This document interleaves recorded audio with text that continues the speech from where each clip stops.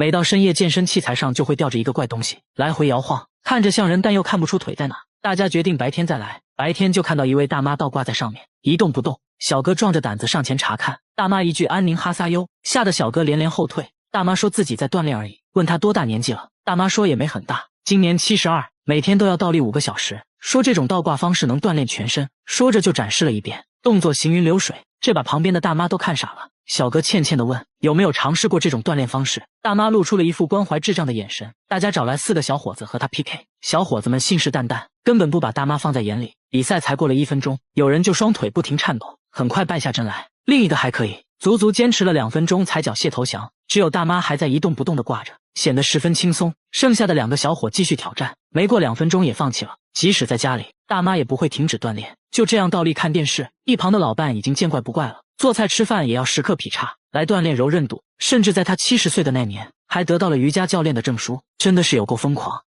小伙脱掉上衣，所有人都匪夷所思地看着他，大妈还忍不住上手摸了又摸，只因他背上长了一颗巨大的黑痣，从脖子一直延续到后背，上面长满了毛发，又粗又硬，就像穿了一件黑色毛衣。等他回家脱掉上衣，才看清这颗黑痣的全貌，整个后背都被黑痣覆盖，比想象的还要大。不仅如此，连腿上也有无数颗黑痣。但小哥一句是不是很酷，让大家都觉得很意外。他并没有因此自卑，虽然走到哪都是别人议论的焦点，别人的指指点点，小哥并不在意，还主动让人摸摸看，满足他们的好奇心。然而小时候却不是这样的，上学时一直遭到同学嘲笑，都说他是个怪胎，给他起了很多外号，这让他很自卑。父亲一直鼓励他要积极的生活，既然无法改变现状，首先自己就要接纳不完美的自己，让内心充满正能量，不要在意别人异样的眼光。从那之后，他就开始大方展示自己的与众不同。他的梦想是成为一名厨师，现在每天都会下厨练习烹饪，等妈妈下班回家，总能准备好一桌丰盛的晚餐。라자는 거 맛있다. 네가 해니까 맛있네. 당연가요. 앞으로 내가 해야 될 게 뭔가 있는데.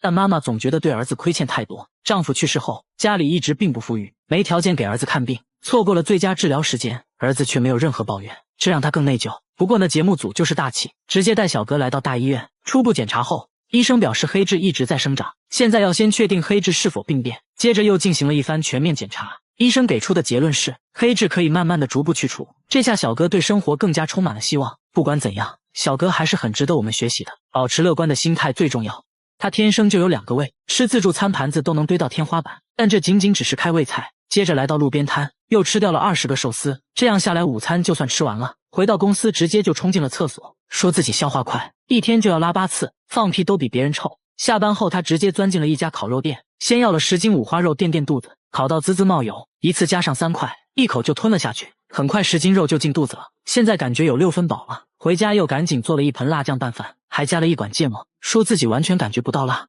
小哥表示之所以这么能吃呢，是因为自己天生就有2个胃，这怎么可能呢？大家带他来到医院，医生也不信，说从没听说过有2个胃的人。接着给他做了胃镜检查，医生的表情逐渐严肃起来，看起来他的胃确实和正常人不一样，好像真的有2个胃。接着又推他照 CT， 观察他的消化过程。当他吃下东西，胃部很快凸出来一大块。经过仔细分析，医生表示其实他并没有2个胃，只是他长期暴饮暴食，胃被撑大了1倍而已。为了健康必须要控制饮食，小哥也表示会慢慢改变饮食习惯。之后他就做起了美食博主，给大家传递起了健康的饮食理念。他每次吃饭都往没人吃的空碗里不停夹菜，还一直说着多吃点。记者看得一脸迷惑，男人说这是奶奶的位置，他正在屋里睡觉，来到卧室一看，奶奶竟然是一具干尸，但家人却坚持认为奶奶并没有死，只是睡着了而已。说13年前奶奶就咽气了，身体却没有腐烂，甚至散发出淡淡清香。虽然看起来好像一具干尸，但血管清晰可见，一颗痣上面的毛发还在长长，指甲也还在生长。他们甚至要定期给奶奶剪指甲，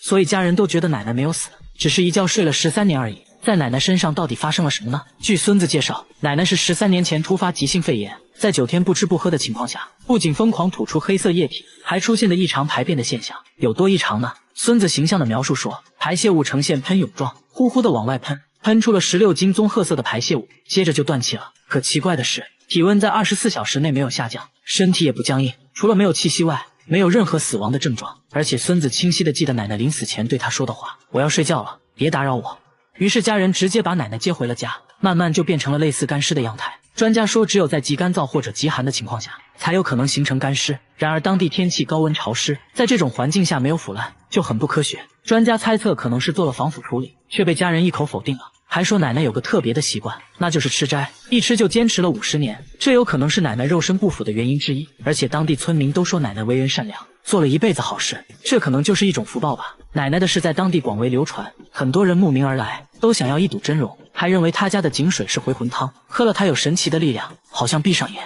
就能看见天堂。至于究竟是什么原因，专家最后也没有给出解释。在这个小区开窗户必须要戴上帽子，还要在规定时间内关好窗户，拉上窗帘，接着在阳台外再放上几只小老鼠。只因这小区外面有个怪东西，小区住户每次开窗前都很紧张，要先仔细观察一番，然后小心翼翼地开窗。有时为了安全，他们不得不戴上帽子，但还是被什么东西狠狠踹了一脚，帽子上都留下了重重的脚印，就好像被石头砸到一样。仔细一看，这东西竟然是只红隼，凶狠中透露着一丝沙雕。小区业主都不明白它为啥会不停地攻击大家，外面明明没有它的身影，只要一打开窗户，瞬间就会飞到你面前发起攻击，根本反应不过来，有时还会悬停在空中，恶狠狠地盯着大家，好像有什么深仇大恨一样。专家表示，红隼一般不会主动袭击人类，猜测附近一定有它在意的东西。大家安装摄像机仔细观察，果不其然，在空调外机附近还真发现了异常，这里面竟然有一窝小红隼。原来红隼妈妈把大家都当成了潜在威胁，所做的一切都是为了保护孩子。就在这时，又出现了另一只红隼，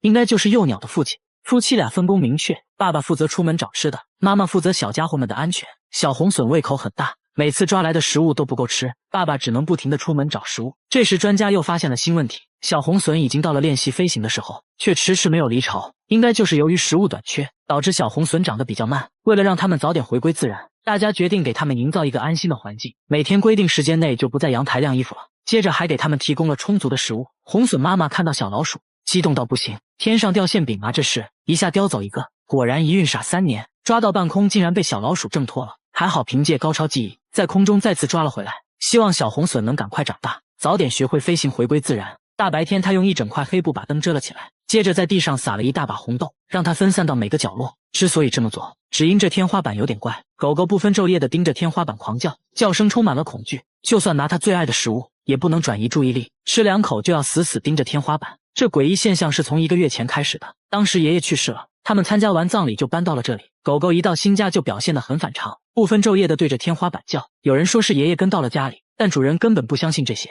他怀疑天花板上有什么小动物之类的，于是把热成像探头伸到天花板上一探究竟，结果并没有发现任何小动物，然后又怀疑是灯光导致的，接着用黑布把灯完全遮住。狗狗突然就不叫了，看来问题找到了。可还没过2分钟，狗狗再次叫了起来，实在没办法了，主人决定去楼上邻居家看看。敲了半天都没人开门，去物业一问，物业的回答让人大吃一惊，楼上根本就没有住人，这就有点诡异了。而且监控显示，狗狗晚上叫得更厉害，身体还不停颤抖，连主人都开始怀疑是不是真的有什么脏东西，他们是真的害怕了，于是找来了动物专家。专家观察片刻却笑了起来。专家说狗的听觉十分灵敏，可以听到人类听不到的声音，说天花板上一定有细微的噪音。接着拿仪器一测，果然有声音，31分贝相当于轻声说话的音量，这种声音人类是听不到的，但狗就可以听得很清楚。把声音放大后才听清，原来是公寓管道流水的声音。之所以狗狗反应这么激烈，是因为刚搬家，再加上狗狗对环境变化很敏感，才导致它不停地叫，并没有什么鬼魂。主人终于松了一口气，解决方法也很简单，录下这个声音，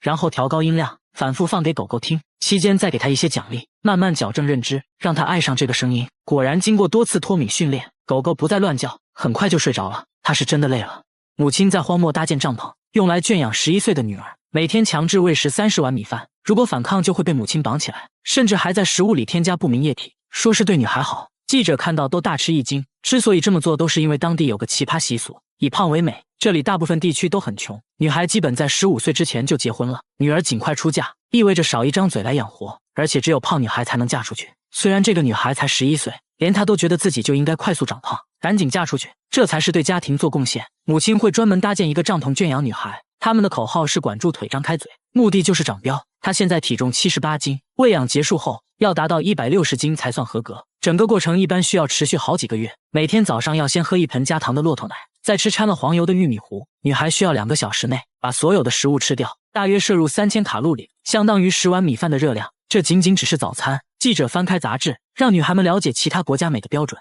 女孩看到苗条的模特都觉得不好看，说女人应该有肚子才好看，她们都坚持认为男人喜欢胖的。记者找到当地男人求证，男人说妻子越胖，在自己心中的地位越高。接着男人还对记者的身材评论了一番，说记者只是徒有虚表，身材不太行。很快到了午餐时间，这顿饭他们需要再摄入4000卡路里，再加上晚餐，他们就要吃够9000卡路里，这相当于30碗米饭的热量。记者决定亲自体验一下，和女孩吃一样的早餐，结果吃了1/3就吃不下了，只能出去散步消食。在采访过程中，记者还发现了更夸张的事，在另一个增肥营里面被喂养的女孩大多都在10岁以下，在这里用牛奶和燕麦喂养，目的是撑大女孩的胃，为之后的喂养做准备。女孩在监视下必须要吃完，有的女孩边吃边吐，母亲却并不在意，甚至会在食物里添加增肥的药物，吃了让人昏昏欲睡。记者看了下药品说明，大吃一惊，这分明就是违禁品，根本就不靠谱，但市场上却随处可见。据了解，这种药确实有增重效果，副作用同样严重，吃死人的例子也不在少数。即使这样，也不能阻止女孩继续服用。在以胖为美的毛里塔尼亚，为了满足这种病态的审美，女孩没有选择的权利属实悲哀。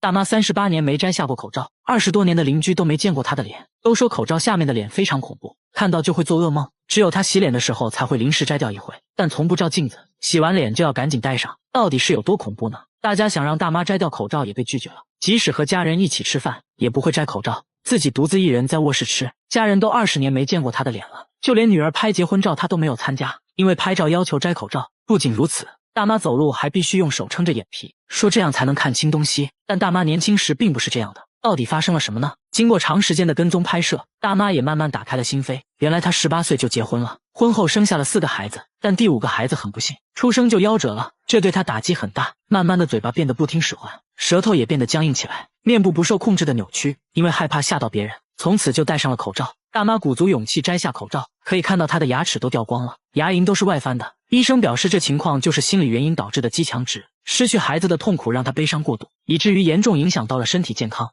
医生制定了详细的康复规划，相信大妈的症状会慢慢得到改善。医生正在给儿童玩具做 CT 检查，因为这玩具实在太怪，每到深夜就会频频传来怪叫，只要静静的听，就能听到咯吱咯吱的声音，像是有什么东西在抓。他有次还看到女儿半夜跟玩具对话，而且女儿有很多玩具，唯独偏爱这一个，这让他倍感不安。一个实木玩具怎么可能会叫呢？有时用力敲2下，他又会稍微消停一会，你就说怪不怪吧。不过凡事要讲科学，节目组用话筒录下了这个怪声音，找到声音分析专家，对录下来的声波进行了波长分析。专家说声波间隔都不一样，这声音很明显是一种有生命的东西发出来的，应该是某种生物移动时产生的声音。主人拿着玩具又找到一位木工，木工研究了半天，说自己也没有听过这种声音，不像是木头能发出来的，难不成玩具里真的有某种生物？节目组接着把玩具带到了医院，干嘛呢？上 CT 机，用科学战胜一切妖魔鬼怪。医生们也是第一次给玩具做 CT， 看了半天，终于看到一点点奇怪的地方，这个木头边框里面确实有东西啊。经过反复观察，医生确定这就是一只3厘米长的虫子，而且还发现了虫子吃木头的痕迹。锯开木头后，果然一头肥虫出现了，诡异声音就是虫子吃木头发出来的。看到这个东西，夫妻俩是想哭又想笑，原来都是他在搞鬼。大半夜他用摄像机对着黑漆漆的厂房，接着爬上屋顶，在监控前面丢纸飞机。小伙并不奇怪，奇怪的是这台监控每天都能拍到一个神秘物体，通体白色，还带2个小翅膀，一闪而过，速度极快。刚开始工厂保安认为是塑料袋之类的东西，但每天都能拍到就很不正常了。大家在监控附近找了半天，都没有看到任何塑料袋，诡异的现象不断出现。工厂另一个监控也拍到了奇怪画面，有一束强光射在地面，就好像外星飞碟在盘旋，同时还能听到狗在大叫，出来却什么都没有看到，光束只能被监控拍到。这件事很快惊动了工厂老板娘，老板娘是个文化人，她才不信什么飞碟之类的，让员工用纸飞机模拟白色物体，在监控前丢出。监控显示纸飞机全身也发着光，和刚开始拍到的物体很像。这就对了吗？之前的白色物体肯定也是个什么垃圾之类的。老板娘又让员工用强光手电模拟光束，虽然在监控上能看到强光手电形成的光晕，但和之前稳定的光束完全不同，无论怎样模拟都达不到之前光束效果。老板娘怀疑监控设备出了问题，找来售后检查了半天，结果设备一切正常。大家又架起了多个摄像机，也拍到了人眼看不到的神秘光束，真的是奇怪。专家左看右看，说这束光看起来和普通的光线不一样，光束稳定不会扩散，这是地球上的光源做不到的，难道真的是外星飞碟？专家左思右想也找不到合理的解释，还真成了未解之谜。大叔睡觉要先在枕边放一根木棍，睡到半夜就拿木棍捅嗓子，起床后要先倒立10分钟。不仅如此，他一天还要喝20瓶可乐，走到哪喝到哪，也不是喜欢喝，而是不得不喝。喝可乐是为了缓解身体的奇葩反应。啥反应呢？大叔已经饱受打嗝困扰8年了，随时随地都会打，一旦开始就不会停止，这时候就必须要喝可乐，打嗝才会消停一会，但过不了多久又会重新打嗝，就连吃饭都没办法正常吞咽，刚吃2口就要去厕所吐掉，营养不良暴瘦了几10斤。他们也尝试过很多办法，妻子会趁他不注意猛拍后背，捏鼻子憋气，还尝试过喝醋。一番尝试下来，结果看来没什么用。大叔还听说过一个偏方，说喝尿很管用，于是他决定 그냥 생각만 하고 말았어요. 행복하더라고요. 这些方法里面就属喝可乐最管用，每次喝完都能消停半小时。出门在外没可乐怎么办呢？这也难不倒他，随便找根玉米干就往喉咙里捅，利用催吐来止嗝。这个方法虽然痛苦，但效果不错，所以晚上睡觉也要提前在枕头旁放一个痒痒挠，一打嗝就把它塞进嘴里。还不行的话，他会强迫自己喝高度白酒，靠着酒精的麻醉才能勉强入睡。医院也去过了，也没有检查出任何病理性的原因，医生认为是心理问题导致的。沟通下来才知道，原来8年前大叔和别人有过纠纷，当时闹得很厉害，大叔一气之下怒火攻心，也不知道怎么搞的，突然就开始打嗝了，从此就没再停下过。医生说了很多心理学原理，我也没听懂，简单来说就是一个偶发事件触发了一个强大的心理暗示，反正是最后在医生的帮助下，大叔终于恢复了正常。他只是张张嘴就把所有人吓到花容失色，因为他天生就有个长舌头，足足有10厘米，和朋友一对比，感觉比别人长1倍，舌头可以轻轻松松舔到鼻子，酸奶都比别人吃得快，不借助任何工具，杯底被舔得干干净净，狗见了都流泪。之所以有这么长的舌头呢，一方面是遗传，另一方面是经过他长期训练，舌头附近的肌肉很发达，能很好的控制舌头。经过测量足足有10厘米，确实挺奇葩的。比他更夸张的是下面这位大姐，她全身没有骨头，把手固定在凳子上，她可以围着凳子转圈，正常人手臂只能转200度左右，她却能轻轻松松转360度，用圆规画圆也能一气呵成。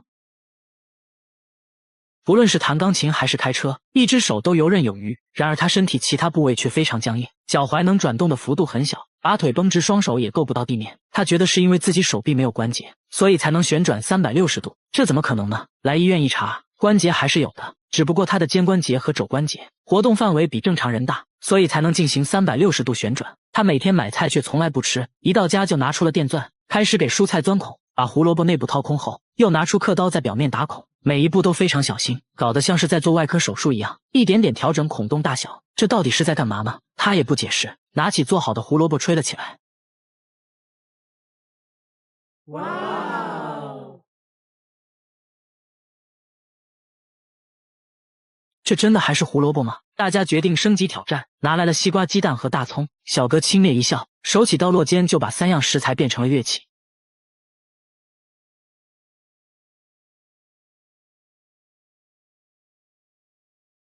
不仅如此，什么山药、西葫芦、土豆、西兰花都能被他吹出花来。虽然做乐器难不倒他，但现在有个问题，就是乐器的保鲜时间太短了，一旦蔫了，音色就不纯正了，只能打成蔬菜汁喝掉。为此每天要不停买菜，买回来就要套上保鲜膜放冰箱，来保持蔬菜的新鲜度。现在他已经到了痴迷的程度，上班都要带着一袋新鲜洋葱，用一把美工刀就把洋葱变成了乐器，把同事看得赞叹不已。他出门随身拿着一把剪刀，见人就盯着别人的头发看。他并不是理发师，只是想要别人的一根头发，把头发固定住，接着又拿出微雕刻刀，这是要干嘛呢？他说要在头发丝上刻字，这不开玩笑吗？大叔也没回应，自顾自的比比划划，随后又给头发涂了一层白色的颜料，在显微镜下文字还真就显现出来了。5毫米长的头发丝上竟然密密麻麻刻了105个字。不仅如此，他还可以在沙砾上刻字，也能在5厘米的石板上写一部千字文，这可不是一件简单的事，他需要2年才能全部完成，期间要更换20多种刻刀，比硬币小很多的铁块上也能刻800多个字。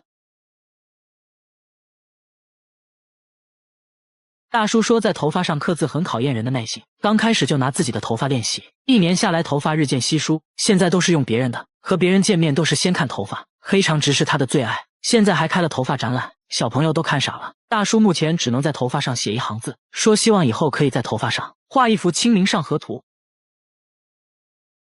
他把一坨大便锁在了保险箱里，还说这大便价值100万，里3层外3层的打开，这不就是块石头吗？但他说这是金鱼的便便，名叫龙涎香，高档香水就是用这玩意做的，比黄金还要贵10倍，拿在手上明显比真正的石头要轻很多，闻起来还有种雨后的泥土味。难道真的是龙涎香？大便是在自家养鱼场发现的，他本来以为是块石头，随手扔水里竟然飘了上来，长这么大哪见过这情况？上网那么一查，和网上说的龙涎香非常像，这不一夜暴富了吗？朋友们都觉得这是真的，但村里老人表示，他们这地方根本就没出现过金鱼，哪来的金鱼大便啊？说再多都没用。接下来直接找专家，专家说龙涎香其实是金鱼体内的一种结石，非常稀有，可能100只金鱼里面都不一定有一个。接着对着大便一阵猛闻，还做了简单的测验，无论是颜色还是质地都非常符合，初步判断这可能就是龙涎香。接着对其取样化验，大叔满怀期待，离财富自由越来越近了。然而一番分析后，结果却显示这并不是龙涎香，只是一块在海上漂浮很久的塑料泡沫。大叔的宝贝瞬间一文不值，妻子安慰大叔，但大叔反手就撒了一波狗粮，你才是我的臭宝呀。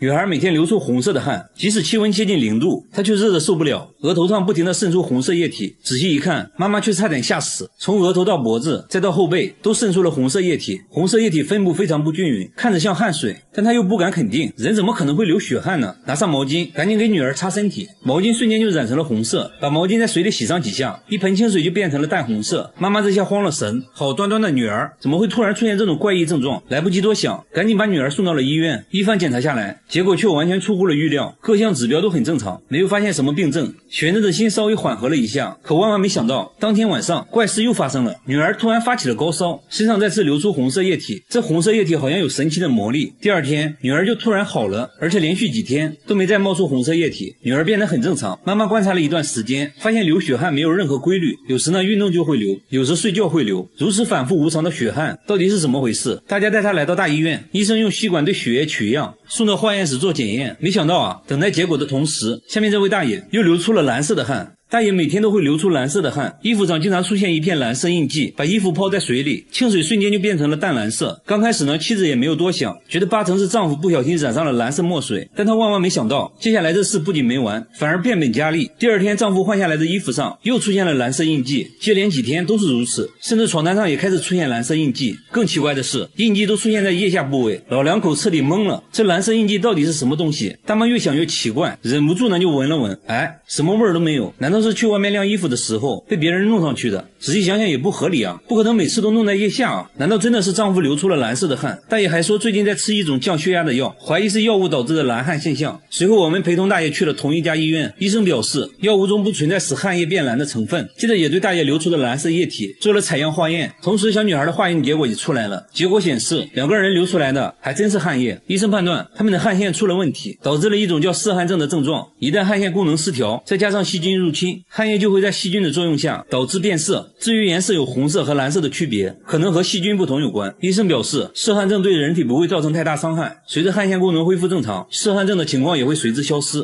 他把生牛肉当面膜，整张脸贴满了新鲜牛肉，血水还不停地滴下来，用完的生牛肉也不浪费，直接吃掉，边吃呢还边笑，还说敷完后皮肤光滑有弹性。更夸张的是，敷完面膜后他竟然用大骨汤洗脸，还必须用熬了12小时的牛骨汤。他说自己是干性皮肤，骨汤里有满满的胶原蛋白，对皮肤很好。最急的人是他妹妹，认为姐姐38岁的年纪看起来像18岁，容易引来非议，而且由于常年吃生肉，去医院检查后还发现身体竟发生了一个奇怪的变化，但他却并不在意，反而变本加厉，让记者也试一试牛肉面膜，从袋里拿出新鲜牛肉就往记者脸上涂，边涂呢还边问记者感不感动。记者吓得直接不敢动，不一会儿记者脸上都被敷满了生肉，静静躺在沙发上感受效果，看到不停渗出来的血水，他却忍不住流口水，敷完后直接扯下一块塞进嘴里，还说口感非常滑嫩爽口。他还推荐记者尝一下，记者含着生肉迟迟不敢吃下去，他每天都要去买新鲜的生肉，检查是否新鲜的方法就是直接生吃。店主露出了关怀智障的眼神，他却并不在意别人的看法，确认新鲜后直接买了一大袋，回家后简单调个蘸料就可以开吃了。因为吃着也很费钱，他没事就去餐厅打工，这样还可以顺便吃点餐桌上的剩肉。老板看到后也不敢说什么，毕竟敢吃生肉也是个狠人。等发工之后，他摇身一变又成了顾客，在自己的打工店继续买生肉吃，虽然吃的是烤肉，但从来用不到烤盘。他这一天的工作收入才3万块，然而一顿就吃了8万块的生肉。这天他遇到了另一个喜欢吃生肉的人，两人来到一肉店开始了比拼。大妈拿起一片生猪肉蘸点酱油就开灶，大妈表示吃生肉还没怕过谁，两人很快就吃完了一盘猪肉。接下来两人准备吃活鱼，简单处理一下，抱起来就啃，一口下去还会爆浆。不一会儿整条鱼只剩下了骨头，两人有一种相见恨晚的感觉，还约好以后要经常出来一起吃。但这样生吃真的健康吗？最后大家还是带他来医院检查，结果在他肠道里发现了一条长达1米的猪肉绦虫，医生及时为他进行了驱虫，还告诫他为了健康千万不要继续生吃了。这个山洞会流血，暗红色的液体瞬间就会把整个湖面染红，水面闻起来还带着一股血腥味儿。这种现象每月都会持续好几天。更神奇的是，即使在寒冬腊月，湖水竟然是温热的。当时就有人猜测，洞里可能藏着某种大型的生物，是这种生物流血了。这一琢磨，马上就有年龄大的村民想起了当地一个传说，说是在很久以前，当地大旱，老百姓都快渴死了。有一个叫李昂的教书先生，在洞前找到了一眼神拳，用它救活了当地的老百姓。从那以后，李昂就化身成了一条龙，居住在洞里。而每当有灾难来临，就会流出血泪。在山洞旁边的神龙雕像，据说就是用来纪念李昂的。虽然在以前，村民对传说都是半信半疑，毕竟呢，在这里生活了大半辈子，从没人见过真龙。可眼下看到跟血一样的湖水，说不定洞里真有一条龙存在，搞不好啊，还是一条母龙。就在大伙浮想联翩的时候，现场又发生了一件更加惊人的事，洞里竟然传来了小孩的哭声，这让村民倍感不安，都认为要有灾难来临。不少人还在雕像前诚心跪拜，祈求神龙息怒。说来也奇怪，祭拜的人多了以后，血水就突然消失了，而且之后很长的一段时间里，也没听说哪里发生过大灾。不过呢，还是有人不相信洞里有龙，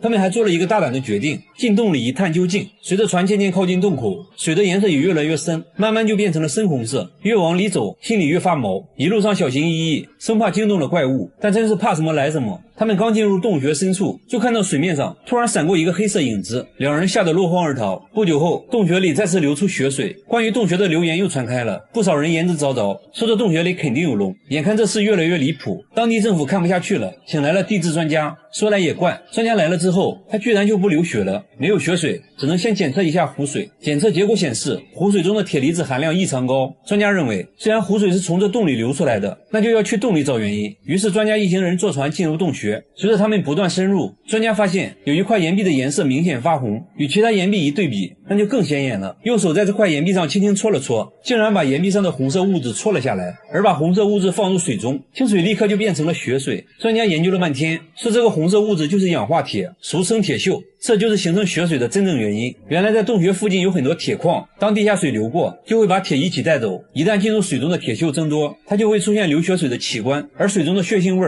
其实呢就是铁锈的味道。大妈肚子里竟然长了一朵花，花瓣清晰可见，甚至还有花粉，每次上厕所都伴有阵阵花香。连工作50年的医生都没想到，这竟然是由于一件小事造成的。大妈说最近肚子经常伴有一股钻心的疼痛，感觉有什么东西正在肚子里生长。来医院通过胃镜一看，果然发现了异常。刚开始呢以为是未消化的生菜叶，但随着检查的深入，发现问题并不简单。一朵完整的花呈现在眼前，花瓣花蕊清晰可见。检查的过程中还脱落了一片花瓣，可以肯定这就是一朵真正的花，看着就像在胃壁上长出来的，而且胃壁上还发现了几个奇怪的白点，还真有点像花朵的根茎，但胃里怎么可能开花呢？正常来说，即使花朵偶然进入体内，很快就会被胃液消化掉。医生百思不得其解，接着询问了大妈最近的饮食习惯。大妈说为了过年回家相亲，最近呢在努力减肥，只喝了大量的水，没事的时候就去修剪鲜花。然后我们就在花篮里找到了同款花朵，大小一模一样。我们怀疑她不小心吃下了花蕾，在胃里正好开了花，但想想呢也不太可能。大妈还说自己修剪花朵的时候不断打喷嚏。这时呢医生想到了另一种可能，医生说如果喷嚏碰脚打落了花朵，花朵就有可能掉进水杯里，不小心就被喝了下去。正是因为喝了大量的水，胃液被稀释，不足以腐蚀花朵，花朵就得以完整保存。为了验证这一猜测，医生还做了测试，让实验对象喝了大量的水，随后吞下几朵花，接着来做胃镜检查。胃镜里果然看到了一片花瓣，继续深入检查，但始终没有看到其他的花瓣。像大妈一样保存完整的属实罕见，医生表示一定是多种因素综合在一起，才导致了这种巧合。这个小区地面温度高达83度，新鲜树叶只过了2分钟就被烘干了，轻轻一捏就成了粉末，蚂蚁爬过直接烤焦，连鸡蛋都能煎熟。奇怪的是周围都不热，偏偏就这1平米的水泥地发热。其实等到太阳下山，这一块地方依然是热浪逼人。小区居民议论纷纷，有人说是漏电导致的，还有人说是天然气泄漏引起的。随后大家找来电工师傅，师傅检查了半天，结果呢并没有漏电。很快天然气公司的人也来了，他们拿出探头在地上扫了半天，也没有检测到泄漏的天然气。小区居民看着这一块发烫的地面，心里头更加不踏实。